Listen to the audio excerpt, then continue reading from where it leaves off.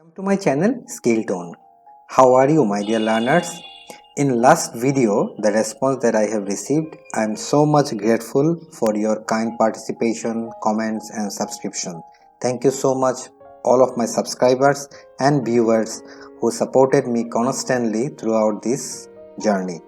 Now, in today's video, I am going to respond one of my very dear viewer who happened to be my colleague as well, where I am working at Shahjalal University of Science and Technology, Muhammad Afzal Hussain, and he requested me to work on a tutorial based on response surface methodology. You can see in my view that this was his question, and he wants to know about how response surface methodology RSM can work in R and its intuition and how it can be applied in first, second and third order polynomial equation. So we are going to discuss first what is response surface methodology, and then we will discuss about how we can implement this one into R. So this is for my viewer Muhammad Afzal Hussain, and hopefully like these queries and comments I will expect more in my group, Skill Learners group with Dr. Munshi, and you can post there. I will try to make such videos time to time for my dear viewers. Okay, we are going to discuss today the response surface methodology. This methodology is very similar to our linear regression model that we have done so far, the linear regression model. And if you understand linear regression, this methodology is something very similar to that. Back in days, where I am talking about in 1950s to 1960s, at that time the computer programming language like R or Python or Minitab was not available like these days. So therefore Ipe Box and Cabby Wilson in 1951 invented the idea of response surface methodology. Now, what does this methodology works and how it works intuitively, we are going to discuss in this particular slide. Let us assume we have three variables. One is our output variables. Let's say we're talking about the rice production, okay? And then we have our temperature variable, okay, because these agricultural production are correlated with the temperature. And also we have our, let's say, time, because we need time for producing rice or any agricultural goods. So let's say this is x1 and this is x2, and this is our output variable. Now in response surface methodology, what we do in linear regression model is to predict and find out the optimum outcome of the rice production depending on the condition of the significance of these two variables, okay? In this particular case, we are doing the same thing, but we are including one of the concept of mathematics where we used to do call the optimization, okay? So how this optimization works in this particular area? For example, you see what we are doing here. We are doing here, let's say if we would like to get more rice production in a short time period, for instance, in a short time period, in that case, we may have to consider the temperature variable, because sometimes what happen, if we go for a short time production, then we need to compromise with the temperature, like the seasonal variation of the rice production, we need to consider that. So in the optimization process, we call, if we want to increase something, we need to decrease or adjust something. Otherwise, we cannot get the optimum value, because we are here in this case considering the time for reducing the time to get more rice production in short time. So the temperature variable will be compromised because the seasons may not be the same as we are going through to reduce the time period. So optimization problem comes, we would like to find the sweet spot. Sweet spot where our rice production will be optimum. We will have a short time period which would like to reduce, I mean less time production, okay, and of course there will be a suitable temperature as well. So the temperature and variable that we are discussing, I mean the time and also the rice production, will be in an optimum level, and we would like to look for that optimum condition, and that is the purpose of response surface methodology. So why we are calling RSM? Back in days there is no software like R, Python or Minitab where you can just command and this will find out the exact sweet spot, the maximum or minimum. For instance, in this case, if we consider a equation like rice production, and it can be varied, like for example x1, or let's assume that this is a polynomial function and then we have x square, right, x square b for instance, and x cube c for instance. In this case, if we want to get such kind of equation where we have a first order, second order and third order variable of the same explanatory variable, in that case, my dear learners, we may have to find a suitable calculation where we can find our sweet spot, or in other words we call the maximum or minimum stationary point, maximum or minimum stationary point. So we'd like to know whether our equation that we are discussing, this will be gives us an optimization where it will be maximized or it will be minimized depending on the value that we will get. Okay, now let's assume that draw a linear regression line, and we have, let's say, y variable here, the rice production, and x variable here, one of the let's say time variable here, this is, let's say, time, okay, and this is the rice production, for example. Okay, now what happened, my dear learners, let's say the more with time we give, the more the rice production will be, and it may have a upward sloping trend line. Okay, so the response variable in this case are y and x is the time variable. So what we are doing, that this is our estimated line and these are our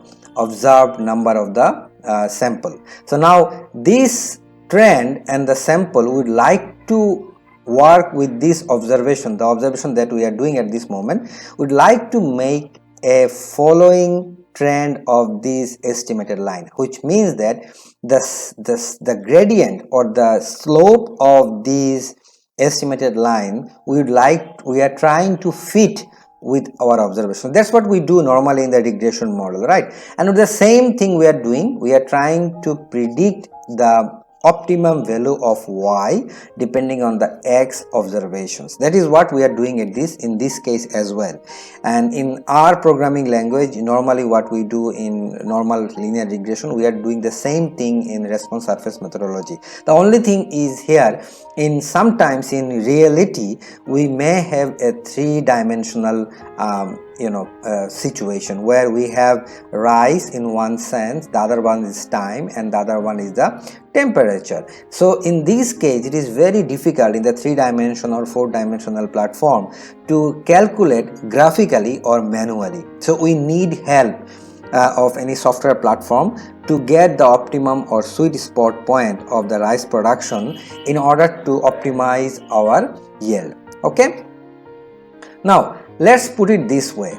For example, in another example I would like to give you, for instance, we are testing in a laboratory, especially RSM is used in a laboratory work in life science or life science engineering cases. So in this case, let's say we are testing a production of, let's say, new invention of mushroom seed, for instance. In this case, let's say that here also the temperature variable and also the time variable are important, and we are taking the data. Let's say this is the production of the mushroom, And also we are taking, let's say the production was 25, 27, let's say 30, depending on the time period. Let's say the time is from 1800 to, let's say, 20, something like this. I'm just hypothetically giving you some observation which will help you to understand what I am trying to say in this case. So this is the time zone or the time period that we are taking the observation of the seed growing in the laboratory. And also we have this temperature. We can say the temperature is 25 degrees Celsius, or let's say 20 degrees Celsius, let's say in these three cases, and 19 degrees Celsius, let's say. So we are talking about temperature and we are talking about time. So this is time and this is temperature and this is our yield. Okay, this is our yield. And now what happened, my dear learners, this observation we have taken this point of time. So in this particular case we call it block 1. Okay, now after some times, maybe we can have a coffee break, or we may go to dinner, or maybe in the next day we come back and we do the same experiment in the same laboratory. So we may have a different yield here. For instance, there are different number of variables. Let's say this is 30, 34, 36, let's say, but in a different number of time period, right? And also in a different number of temperature, right? So now in this case, this is called the block number 2. Now normally in RSM we are considering this block. While we are analyzing this, we are considering this block. I would like to change the color so that it looks good. We are considering this block and this block, 2 block, okay, in our estimations. Normally in a life science case we run the regression model with or whatever observations we have, but in RSM model we have a different time period, a time break for our observations, and depending on these result, maybe we go to that next result. If this result comes negative, or the result does not give you the significant or satisfactory results, in this case we may not continue our experiment in the next level. So depending on these experimental result, we may have to go to the next level of the experiment. So that's why there are 2 blocks, block 1 and block 2. There will be several blocks in normally controlled environment in a laboratory, and that is the main concept of RSM. So what we are currently doing in our R programming language is that, my dear learners, that we would like to see the first order condition and the second order condition of optimization technique, which we usually do in mathematics, to find out the sweet point or the maximum or minimum point of a data set where we have several blocks like this, and to find out the yield of considering the time and temperature. For instance, in this case, or maybe our data set will be different, but the main concept is the same as here. Now in RSM, why it is important? Because nowadays we normally go for linear regression, but in RSM we use the regression, as I told you earlier, regression concept, plus we are going to using the mathematical concept. And what math we are doing here? We are using the optimization problem, okay. And this optimization problem, for instance, in mathematics, if we consider this is a line of production curve, and we have rice production, and we have our time in this particular variable, and we have a production curve something like this, and we have this time period, and in this time period how much yield we can achieve from this particular time period, and in the same time period if we apply in here, for instance in this case, how much we are actually getting from our rice production. So in this case it is very important to understand that the optimum value depends on the mathematical concept of optimization, where we use the first order condition. In the first order condition in x bar, we go for n dy by dx, first order condition or derivative operation, and in this case we will find out some x values of our model or function. In the second order condition, we may find out the coefficient value, whether if it is a minus value comes, any coefficient value minus comes, it means it is a maximization problem.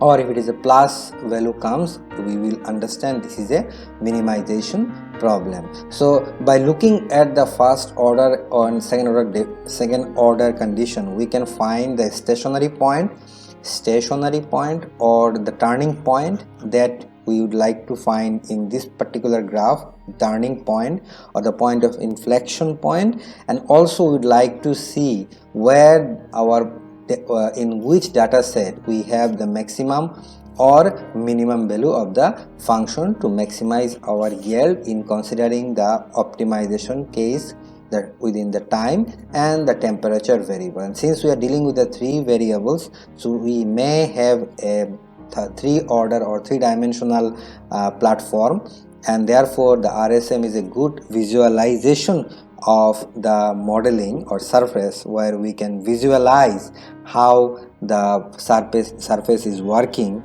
under these conditions. So normally in 1960 there was no computer application, so in today's days it is not a very modern technique. It was back in 40 or 50 years ago technique, but it is a good technique to visualize our surface where we have 3 to 4 dimensional conditions and also with the regression and optimization problem together. So let's find out in our software the sweet spot point and the stationary point to maximize our yield using a data set in R platform. Now we are going to use the R application software for our analysis so that we understand this method more clearly. So let's assume that we would like to import a data for the first order condition. I just want to make it smaller. Okay, for the first order condition, and we would like to build a first order response function. In that case, I given you a data set, and this will be given attached to my description box where you can find this data, and then you can use the name of the variable that data frame 5.1 is the set that we are using, or you can use any name, maybe your name or any name you'd like to put as a variable here, as a variable name here. And then normally what we do for the data import is read dot the table and the location of the file. So this is already I have done with several videos on how to import data into R platform. I strongly recommend you to check my other YouTube tutorials on how to import a data set into R platform in my channel. So this is very simple by using -r.table this command, and it will be automatically come to the platform of our data set. So now I would like to see the data frame, and using the command here, using this command we can see you can see this command is giving you the str data frame summary, and the string frame of the data frame here is giving you how many observations there. In other words, we can always take this one, our variable that we are looking at, this variable, and you can see here in this case we have one yield variable y and two variables x and y in here, a and b, and you can see here these are some information. You can see you can look at the value, like yield is a concrete number. However, in our x1 x2 variable we have a coded values, okay, 1 and 0 coded value. Why this is happening? This is happening because let's assume that we would like to code our time period. For instance, let's assume that we are coding, let's say, from 1800 to 20. This time period is code number 1, for instance, okay, and then we use let's say 2000 to 2200. In this case we coding 2, let's say, or maybe you can say 0. Likewise we can code our timeline, or also you can do, for instance, we can code our temperature as well. For instance, in this case, if we can consider temperature, let's say from 25 to 30, in this temperature we will code it 1, and if it is 20 225. In this case you are coding it -1. So we can code the temperature and we can code the time period as well. The reason why we are coding, because it will easier for our analysis, since we are collecting the data in interval situations. I mean the breaking the time period. In one time period we are setting up the data, and the next sometimes break we take the same experiment in the same different time period. So we may have to combine all this information together, and in order to make a smoother calculation we need coding, so that all the time period that we have collected, these all will fall under a code, and therefore we are doing this coding. I hope you understand what I am trying to explain here for coding. Now let's assume that once we code and everything and our data set is ready, in that case we can see here in the particular cases, I mean the data frame that we are looking at in this case.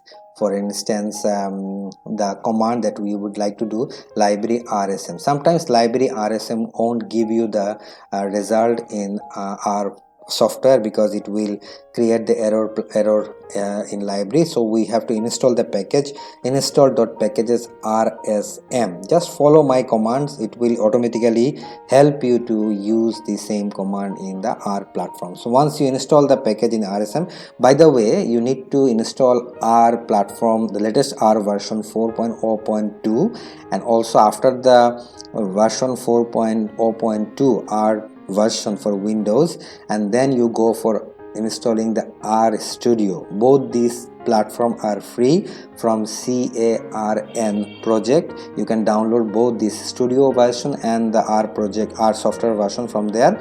Please go and check, download the software first, and then you calculate your analysis.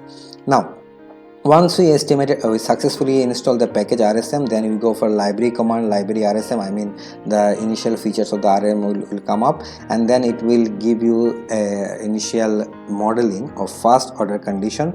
And what we have done here, this is the simple LM or regression command, simple regression command. We are regressing, what we are regressing, our yield, and depending on the two variables A and B, and this is two-way information, two-way data information.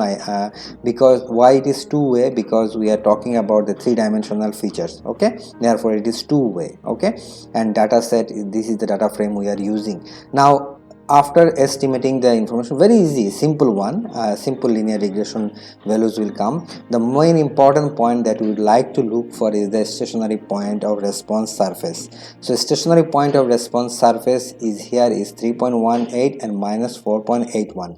3.18 or -4.81, meaning that this is the point of inflection or point of stationary point where you will find your maximum point in the maximization point or minimization point in the surface. Okay, now looking at the eigenvalue analysis, you will find that the eigenvalue is minus and plus, and here vectors are all minus, negative. So if you come with the eigenvalues negative value, then one value like this one is the minimum point, and maximum point, and if the plus point comes, this is the maximum value, maximum point of your surface. So we have our maximum point and minimum point, both the points we have found from this eigenvalue vector analysis. And then if we would like to draw the diagram, you see here the command, here we can use the contour command, and you see the view of these pairwise variable A and B, and look at the diagram here. In this diagram you can look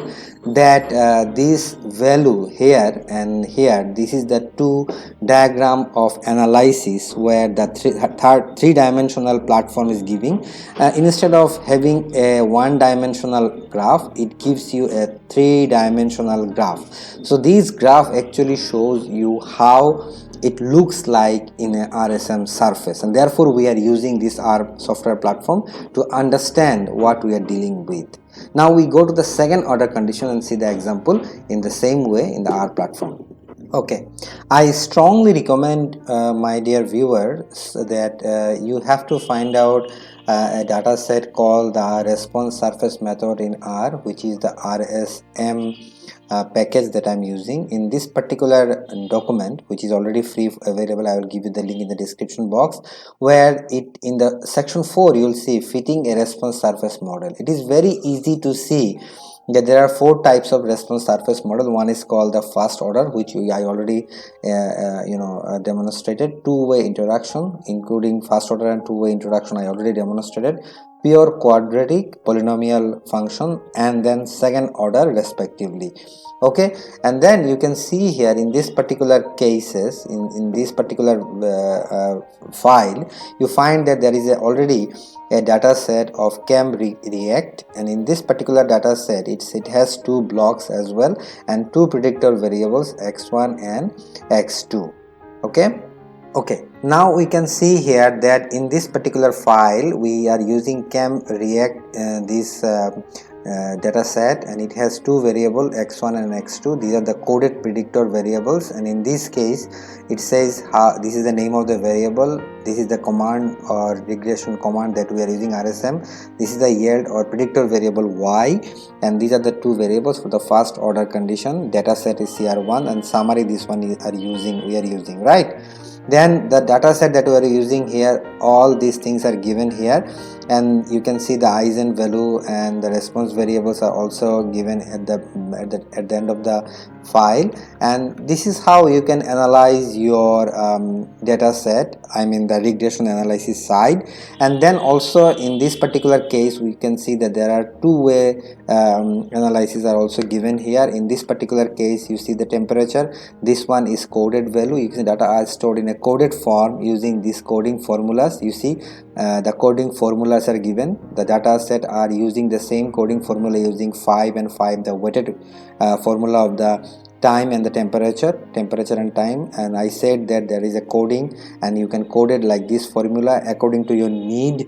Okay, and then you can see here that once they coded the data, they go for another line of regression using the second order command, and you can directly go for the second order command instead of going to the first order command.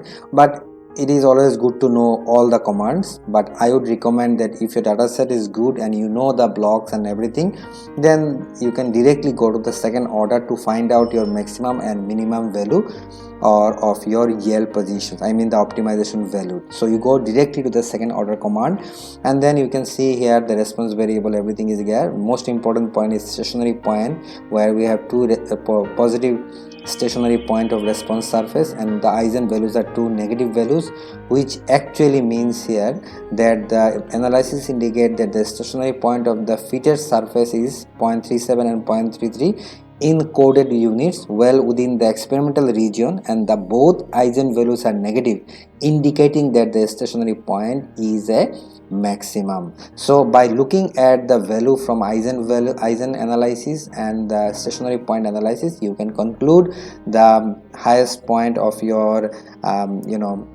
surface maximum or minimum point, maximum optimization points, and also whether it is a negative maximum or minimum. By looking at the eigen analysis, you can say it is a maximization problem or minimization problem. So with that note, I think I try to make it more clear about what is RSM, what is the intuition behind the RSM, how we can implement it in the R software, which document that you would like to use to analyze this type of model in our software package.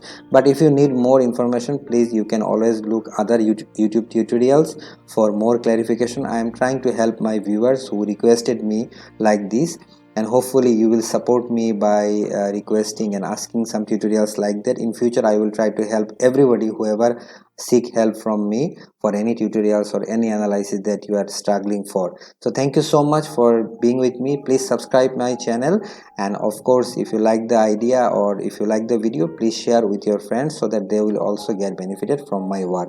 Thank you my dear learners. Bye bye.